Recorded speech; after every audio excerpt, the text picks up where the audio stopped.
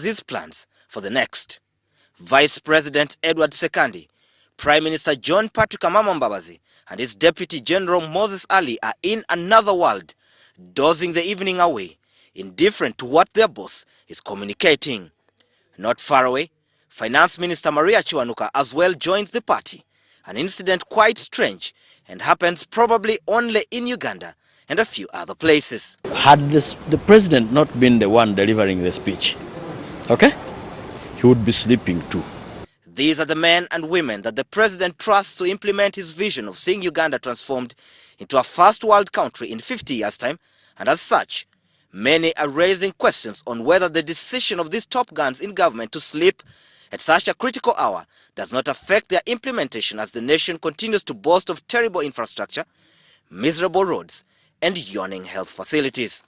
It is really a very unfortunate situation because this is the time top officials in the government really needed to pay a lot of attention.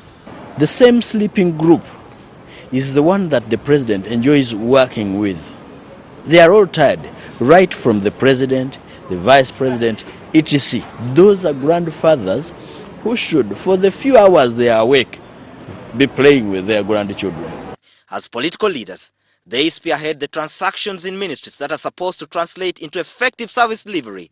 Probably the reason why most technocrats have emerged as power blocks, dictating events in the ministries. Indeed, the president at some point blamed some officials for not doing enough, citing Ministry of Health on maternal health and issues to do with NADS that the president says must be rethought. Billions have been swindled from the Office of the Prime Minister, Ministry of Finance, Ministry of Public Service and other government agencies, and as such, a joke has emerged that the money is often stolen as the political leaders retreat to slumberland. You cannot expect life to be better. One with a sleeping president, with a sleeping vice president, with a sleeping cabinet. If you looked at the red paper today, the headline is, "They have slept again." It is critical for the country to be reassured that these events do not play out as well in the day-to-day running of government business, where some have already complained about unnecessary bureaucracies and delays caused by officials who are not bothered or rather prefer to take their time. And yet, the president promised improved service delivery in the next financial year, and many will be looking out for its implementation. In any case, the resources are limited of members of parliament in the opposition. Think that Ugandans cannot understand that. You think Ugandans have not read the book of Genesis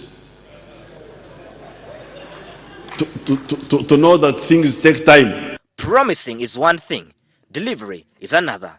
And as people in charge continue to sleep during critical hours, the public might be worried as chances are that the promises could pass unnoticed. Some have argued that most top guns in government have since become weak, consumed by old age, yet they have never thought about hanging their political boots as the countries continue to suffer the repercussions of their tiredness. Surprisingly, even some younger people are falling prey to the sleeping bug. Sabiti Joseph, WS Television, from the Ugandan Parliament.